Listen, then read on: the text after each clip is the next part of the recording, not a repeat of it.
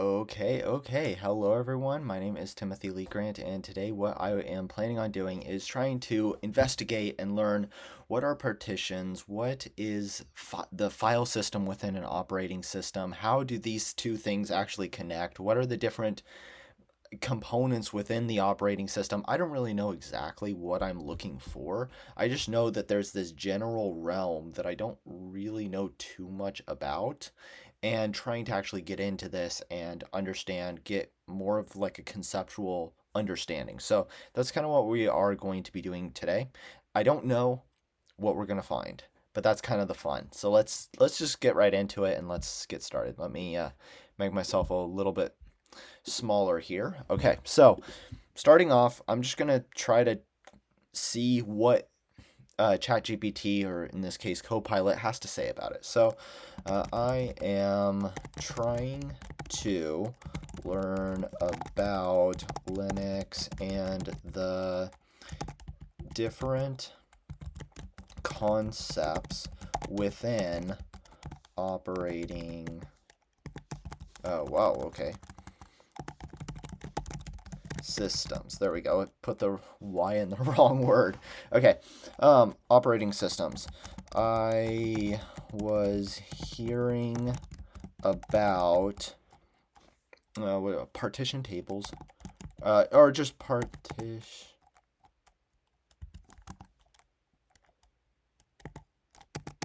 partitioning, and the different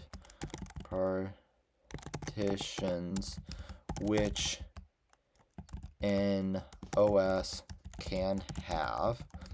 I also heard of concepts such as, and let's see,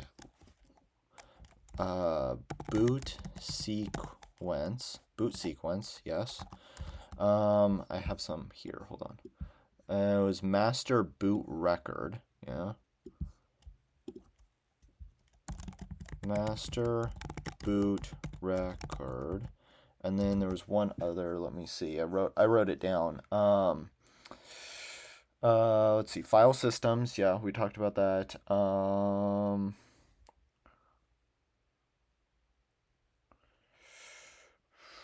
Where was it?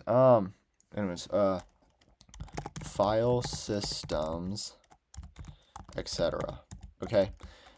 Can you tell me about the realm which I am describing, and add topics if I am missing? Okay, so let's just put that out there and let it come up with its ideas. Okay, yes, I'm a human. All right, while it's doing this, today I'm smart and I actually got some water, so here we go. All right, so into the foundational realm of Linux system architecture and operating system internals, a crucial area for understanding how computer boot and manage storage and organize data. Okay, so disk partitioning, dividing a physical disk into logical sections. So I think, for example, on the Raspberry Pi, which is a Linux device, we are going to have eMMC, which is the disk that stores the operating system. Like that's where the memory resides. I'm trying to kind of flush that out in this video because I don't really know. We're going to ask follow-up questions, obviously, and try to get to that. Figure out what's happening. Okay, so disk partitioning, dividing a physical disk into logical sections. Okay, so I have my disk, so the eMMC memory, which is just one of these chips. Maybe it's like, I don't know, that one right there. Who knows? But one of them on here.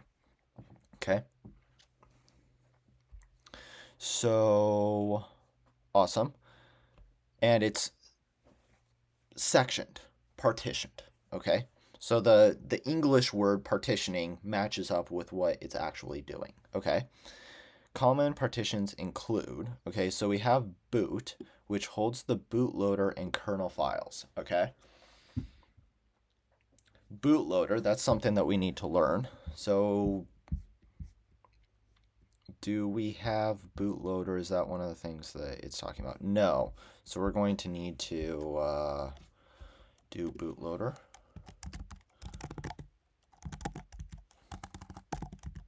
Bootloader. Okay. All right. So in this section of the disk, we have something called boot. And what it does is the memory within this section, it will hold, what does it hold? The bootloader and kernel files. Okay. Now, root, the root file system. All right, file system was another one of the things which we're going to be investigating, and it should be here. Okay. Exit 4, yes, I saw that. I was like, what exit 4? What's going on here? Okay, good. We have that. I don't know what that means, but it looked like exit 4. What about exit 6? What about exit 1? Why 4? Okay, so anyways, this is the root file system, and I know the file system is important, but is it just a graph, like a tree? Or where you start at the root and then you have your public user space file systems? And the reason that I'm a little bit like skeptical about that is because I know that people are talking about Linux being file based, but I don't really exactly understand what that means. And I'm trying to think like it can't just mean directories, right? Like there has to be something else going on there. So I don't know. We're gonna figure that out. But the backslash is the root file system. Okay, swap acts as virtual memory. Okay. Virtual memory, I remember taking this in one of my classes. It is when an application is running and you do not want to directly call the application is not allowed to call memory that it's not supposed to. So what the kernel, I believe, the kernel will allocate memory to each process or application, and from that it will map the process's virtual memory to physical memory. And so this way the process can never access memory outside of the allocated section. Okay. So now we have home, var, user, optional partitions. Okay, so what about the etc? Okay, so let me come here and say number 2 for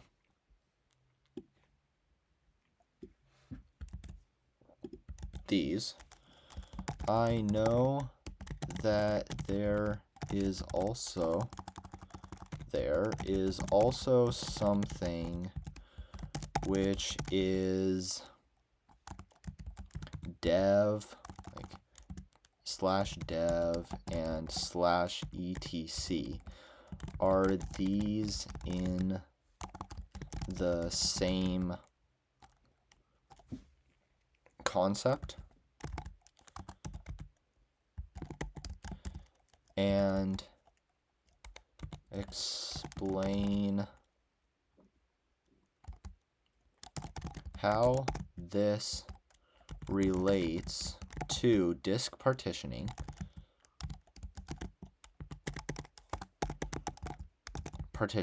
and what these different things actually do and stand for. Okay. Now, what do I want to ask for bootloader? Bootloader, how does the bootloader actually work? Okay, that's going to be that question. Master boot record, the first sector of a disk that contains the bootloader. Okay. And partition table. It's crucial for legacy BIOS systems. Okay, so in my disk, address 00, that's what it, first sector. Okay, so I'm gonna say that. Like, this for MBR, it implies that in my disk that I am booting from, the address 0x00 will be the start of this bootload section. Is this always a fixed size? Okay. Okay. Boot sequence, the step-by-step process of powering and loading the operating system. So BIOS initiates the hardware, and then GPT. I remember seeing GPT because obviously I was like, oh, it's GPT, and then no, it's not GPT. I so it's red. Bootloader like Grub, and I unfortunately have already met this Grub character. So I can tell you what happens. I have, actually, it's like right behind my, I'm on my MacBook right now, but right behind me is my desktop computer. And that thing, that thing is dual boot, Ubuntu and Windows. But Linux decided, no, I am going to make, when it updated, it decided that it was no longer going to show my, when you dual boot, you get that screen that you can like select up and down, and you can select which operating system you want to choose. Well, it wasn't showing me that. And I was like really trying to figure out what was going on until I talked with one of my coworkers and I was telling him about this problem. And he said, look up the Grub. He was telling me about Grub and the bootloader and all about that. And I was like, oh, okay. And then so I went in and I had to modify this document. And after I modified it, then it started working. So I kind of know about this guy. This is the one who goes and looks at, oh, I see, your disk, right? It'll look at your disk, see the different part. Wait, does part. Hold on a second, because partition, what this is making it seem like is partition means in a single operating system, so not a dual boot. In a single operating system, there's multiple partitions. But then if you have a dual boot, isn't that two partitions? That's another question. Okay, here we go. Question number, not $. Question number 4. It seems like you are saying in a single operating system, there are multiple partitions. But when I have a dual boot system, like with Linux/Windows, is this just two partitions, or does each OS have many different partitions? If so, how can the, I'm going to say thing, know where to look for other operating systems. Also, what is that thing which is doing the lookup? Doing the lookup. Okay? So now, it's getting a little bit long. I'm going to press run, and then we're going to keep coming up here. Okay. No, not you. File system. Hold on. I'm going to take a sip of water.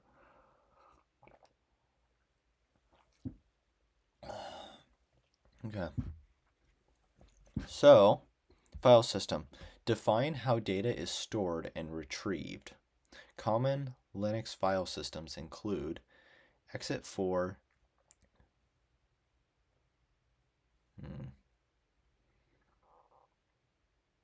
Okay. And then we need to... Okay.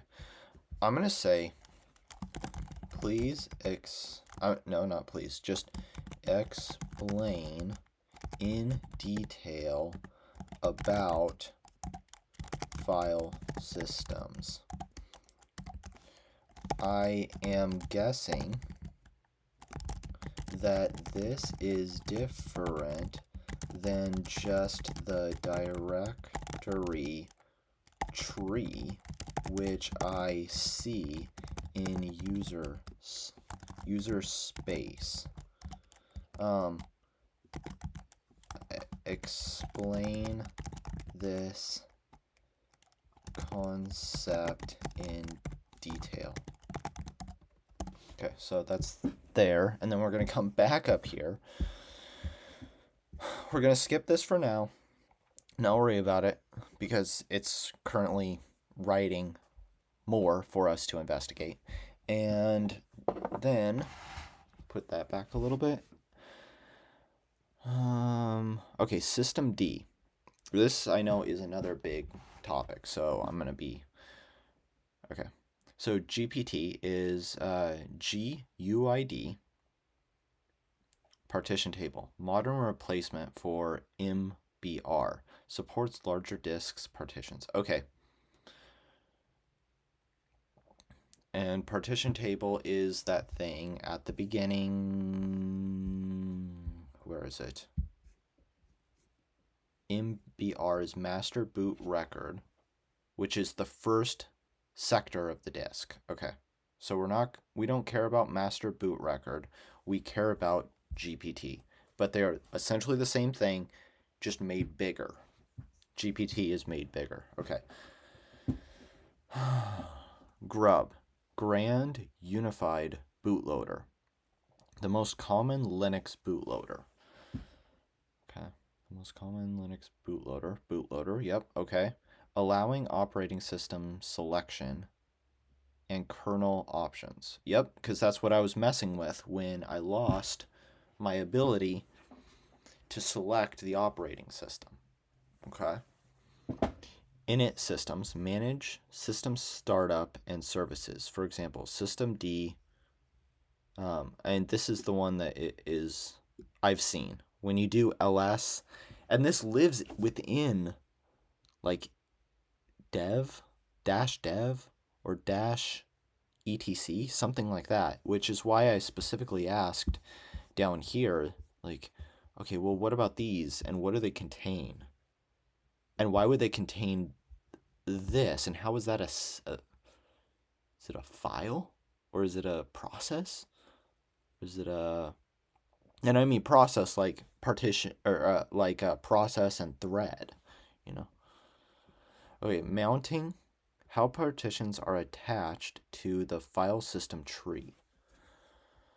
Okay, so the file system, there's a tree, so it is a tree, but is it just the directories? I don't. Logical volume management adds flexibility to disk management by abstracting physical volumes into logical ones. I don't know what that means. Swap space used when RAM is full can be a partition or a file. Okay. Kernel modules. The kernel is the core of the operating system. Modules are loadable components. Okay. So the kernel, okay. This means that the kernel is the thing which is the core entity of the operating system. And then you can load modules into the kernel, which is kind of what we were seeing in the last video that I did, where I was trying to be able to write something, and then I had to load it into the kernel, and then I created a file in user space, and then associated them. I don't really understand what I did yesterday or 2 days, whenever I made that video. I can't remember. I think it was a week ago, but I posted it yesterday, just because it's busy. But okay, fine. Moving on. Run levels and target. Define system states. Multi-user graphical system D uses targets instead of traditional run levels. Okay. So I almost kind of want to skip down to here because I feel like it's more important, and then go back up, but let's just run it straight. Let's just do this. All right. A bootloader is a small program stored in the boot sector of a disk. So each disk has different sections or sectors. Okay. Its job is to load the operating system kernel into memory. Load the kernel into memory. Okay. Here's how it works. So the BIOS initiates hardware and looks for a bootable device, okay? I believe BIOS is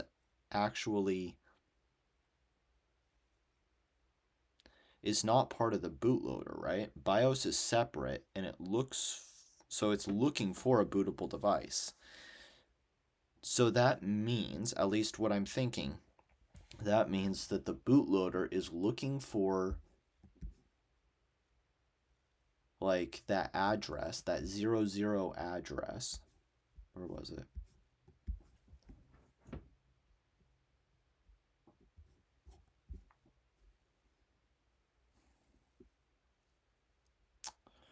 Where did it say the 00? The first sector. So the BIOS looks for 00 in the disk and finds a bootable device. And it says, hey, here's a bootable device. Okay. And then it reads the master boot record. Yes! There we go. See? It was looking for the master boot record, which contains the bootloader. Yeah, so the bootloader is in that disk, but the BIOS is not. The BIOS looks for the bootloader. Then the bootloader, and grub is a bootloader, okay? Then grub presents a menu if multiple operating systems are installed. It loads the selected OS into memory. Oh, okay, so hold on. Let me take a sip of water and kind of think about what was just said.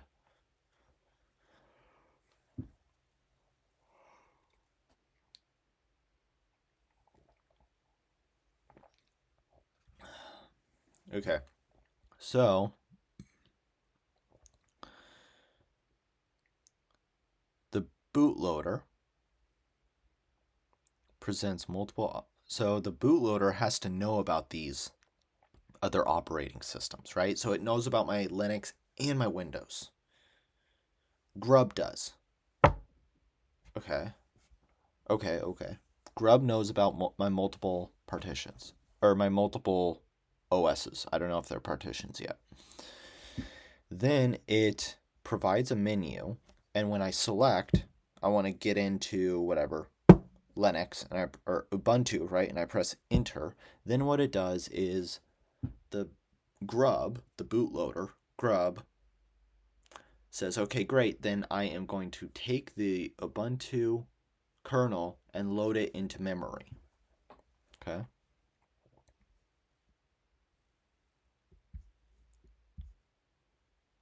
It loads the selected OS kernel into memory and hands control to it. Okay. Grub can chain load the bootloaders, like making it ideal for dual boot systems. Okay, sure. Linux directories and their role in partitioning. Okay. Can this go a little bit brighter? Oh my goodness. Thank you. Linux uses a unified directory tree. Starting unified directory tree. Okay. Starting from the slash, these directories can be on separate partitions or all on one. Here's what they do. So home, user data and personal files. Var is variable files like logs, caches, mail. Okay. User installed software and libraries. Okay. So if I am working on Python and I do like pip install, is that where it goes? Okay. Etc. is system configuration files. Okay. Dev is hard drives and USB. Okay, and that makes sense because when you plug in a USB to the little Raspberry Pi, you actually see a dev. If you do like lsblk, you can see like slash, or that's in dev, right? Like SDA and SDB, something like that. But I believe it's in dev, which makes sense. That's what it's saying right here.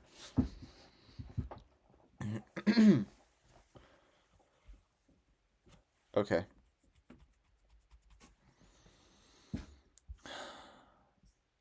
So yes, the MRB is always located at sector 0, address here, and is 512 bytes in size. It contains the bootloader code, partition table, and boot signature, okay?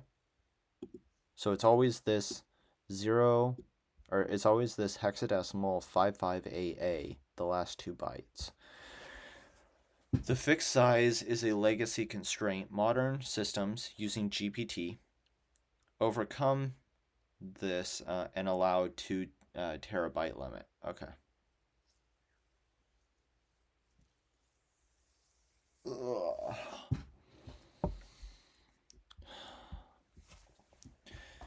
In a dual boot system, each operating system has its own partitions. So, okay. Windows usually has a system partition and a recovery partition. Linux often has a backslash swap and optional home boot. So yes, dual boot setups often involve more than 2 partitions. Okay. The thing would be the grub, right? That knows where to look is the boot manager, often part of the bootloader like grub. It scans available partitions for the bootable operating systems and presents a menu. Grub can detect Windows and Linux and load the appropriate bootloader into the kernel, or bootloader or kernel. Okay. So, explain in detail about file systems. So, we want to know about file systems. What are they? So, what is a file system? A file system is a set of rules or data structures, okay, that an operating system uses to control how data is stored and retrieved on a storage device.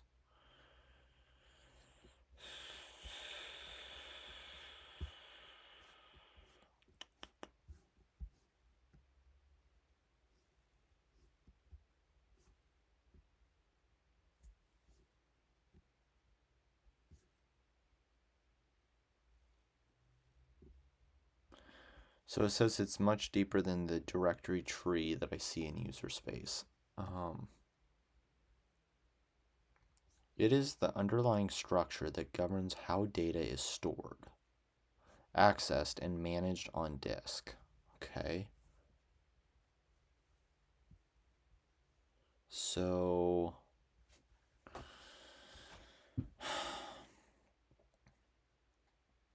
a file system is a set of rules and data structures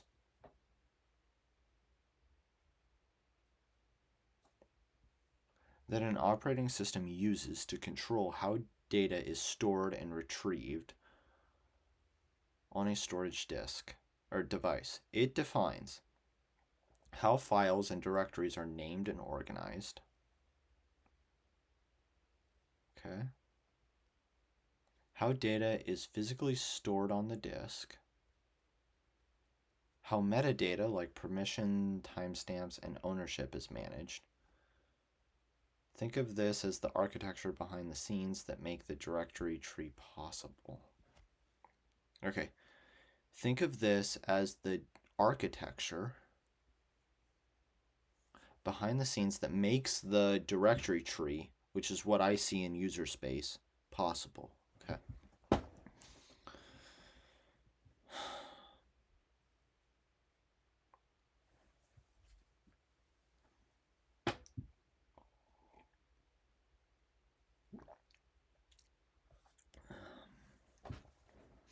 Superblock.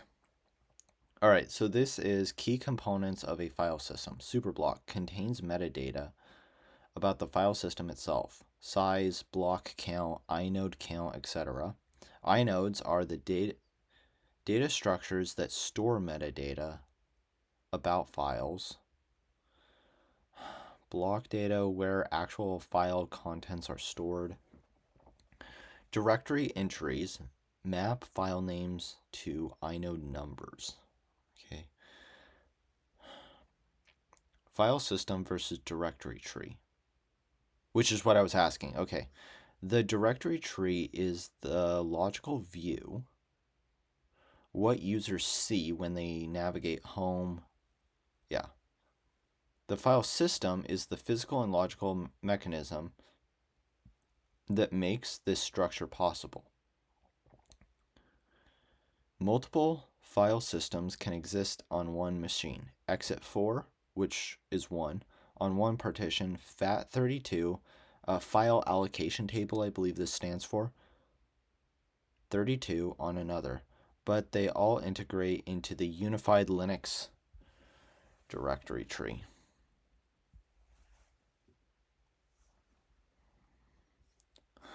Common Linux file systems. Exit4, journaling, large file support, widely used.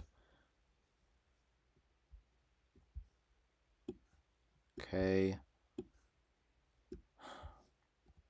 To be honest, I still don't quite understand what file system is then. It's just the rules by which data is stored.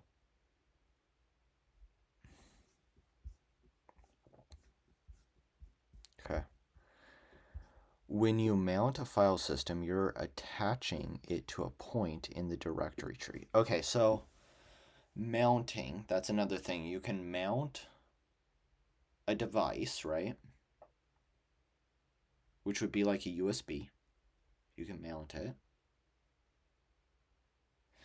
And what are you doing when you mount? Okay, that's the question. When you mount it, a file system, so you're not mounting a USB, you're mounting a file system. You are attaching it, there it is, and I'm attaching it to something. I don't know what this something is yet. You're attaching it to a point. We don't know what point, just a point in the directory tree. Okay, so this thing is the directory tree, and I'm attaching it to a point. I don't know where. For example, dev SDA1. Okay, well, there we go. That's the point. Okay. Try to put this together. Okay.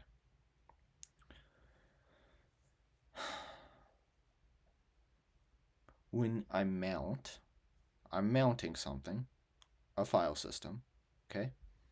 And I'm attaching it to a directory tree. So this is like a directory tree, right? The dev. And now I'm mounting, I believe, SDA. Oh no, this thing it might be mounted to. So home is the object to which it is being mounted, which means attached. So home is the directory tree. And this, therefore, is a file system, okay? And I'm attaching it to home. And then SDB1 is attached to mount backup. Okay.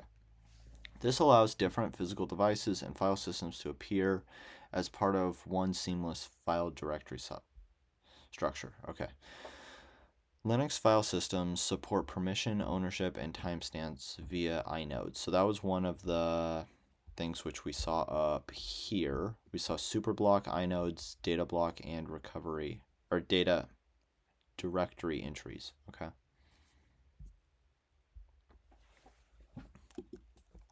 I still don't understand the idea of a file system. Please explain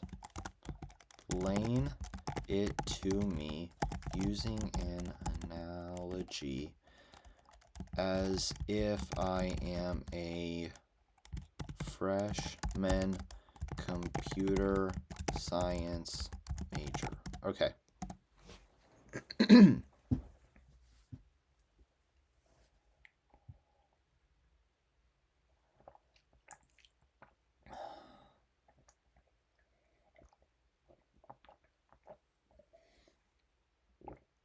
And I am all out of water.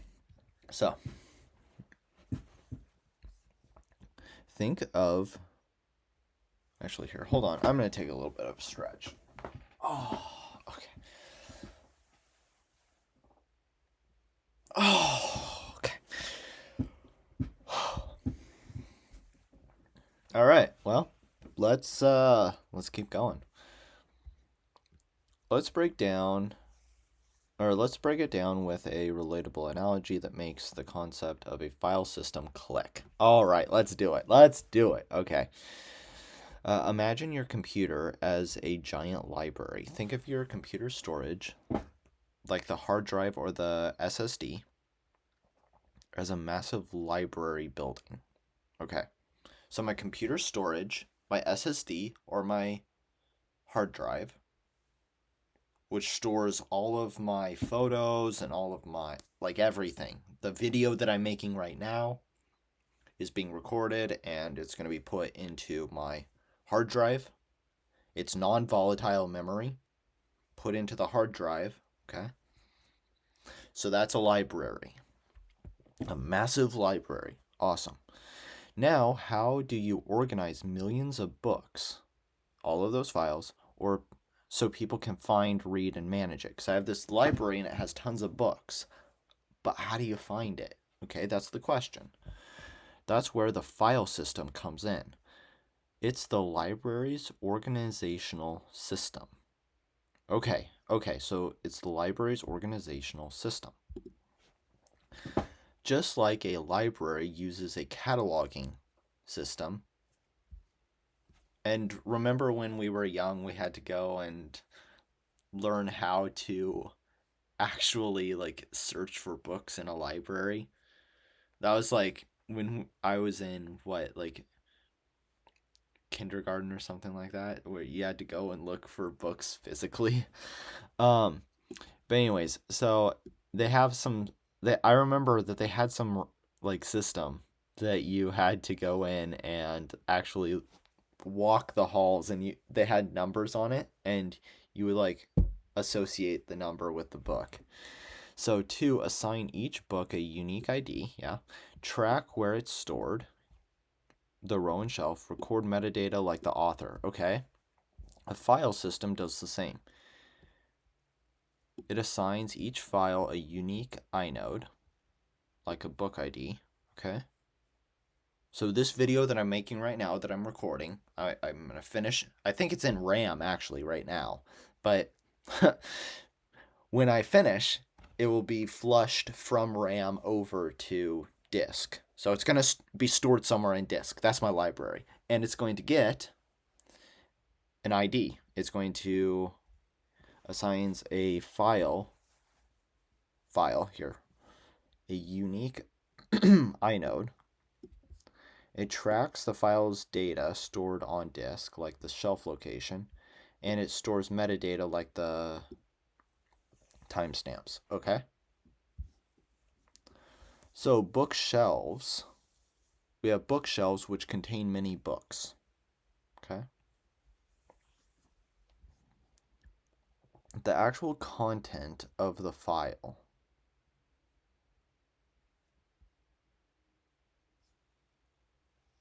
data blocks. The actual content of the file, like the text inside of a book. So that's the bytes of data that represent the video that I'm making right now. And apparently it's just the one video, right? So is stored in data blocks on the disk. Oh, okay, so each block is like a shelf, right? Or each block is like a book. And you have many. Okay. The file system keeps a map of the blocks, of which blocks belong to which file. Okay. Just like a catalog tells you where to find each book. All right. Directories like home, etc. user are the library sections. Fiction, reference. Okay. They help organize files logically, but the file system ensures that behind the scenes everything is stored and retrieved correctly. So permissions, that one's pretty easy. Okay, we don't need to go there. Different file systems equal different cataloging systems. So, okay. Exit4 is just, okay, so it's just a different method of tracking where files live. Okay. So mounting is adding a new wing into the library. So when you mount a new file, like plugging in a USB drive, it's like adding a new wing to the library. The catalog expands and users can now access the new book seamlessly. Okay, it's starting to kind of make sense.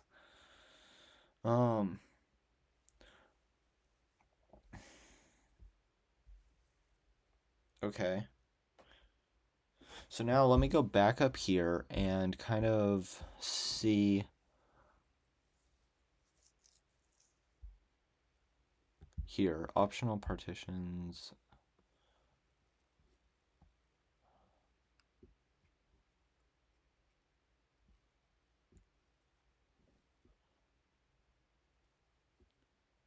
So how partitions are attached to the file system tree.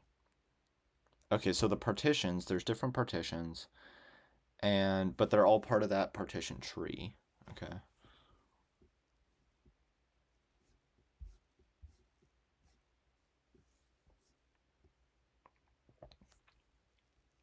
So we have here, I guess the next question I have is, I saw that systemd is in one of those directories,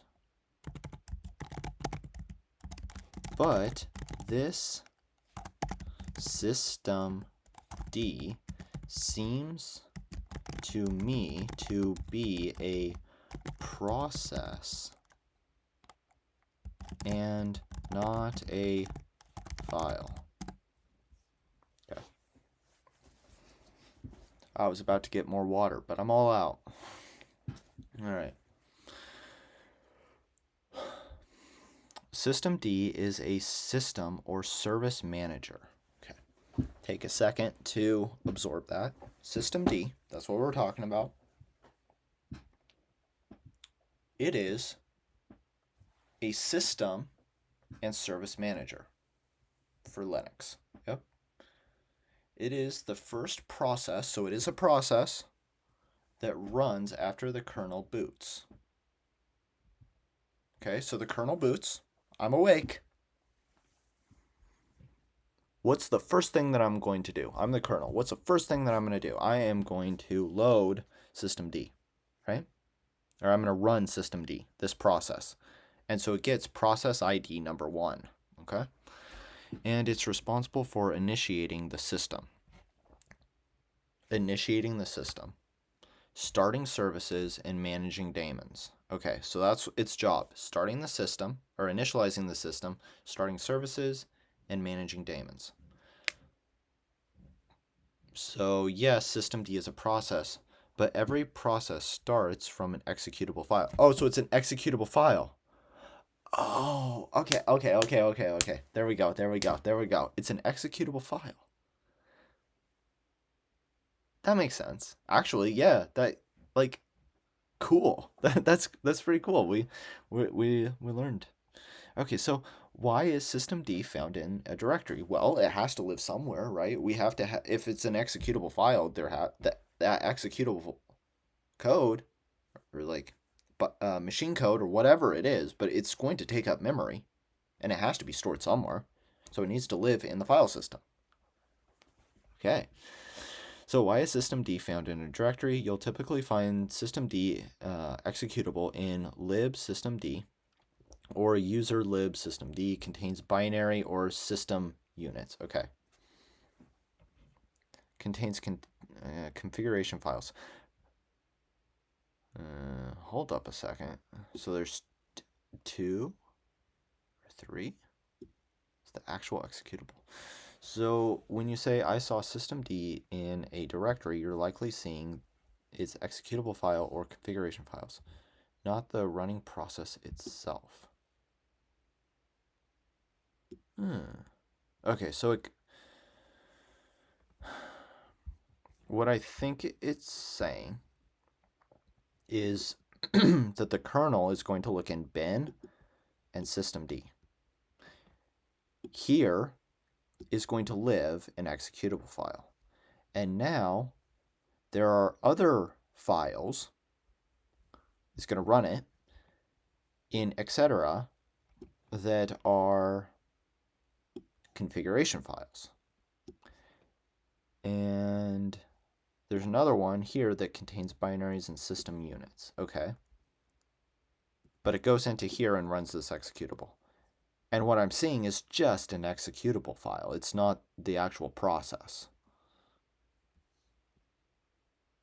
Just like, for example, if I have my whoops, chair's broken. If I have my Raspberry Pi and I put a Python script here inside of it, and then I run the script, well, I'm going to still have my Python executable file, and it's going to be stored somewhere within the tree. But it's also going to the executable process is going to have its own process ID, and it's going to be doing its thing. Okay, so those are two separate things. Yeah, nice. Okay. Here's how a file becomes a process. The kernel loads this user lib systemd binary. It executes it as process ID 1, turning it into a running process. Yes. The process reads configuration files from etc. systemd to start services. So the file is the blueprint. Yeah, okay, that makes sense. Yeah, we got it. We got it. Good. Do I have a follow-up question to this? It's the kernel that does it, right?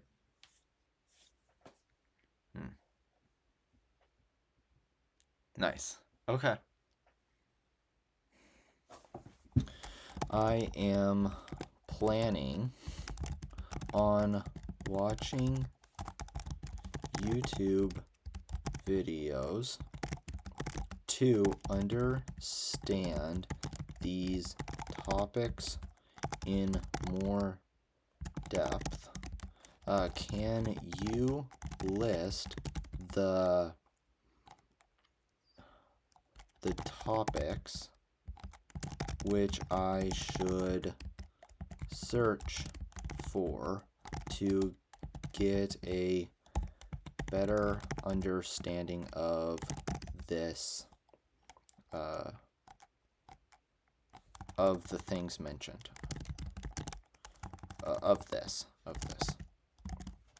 or of our conversation, of our entire conversation. Okay.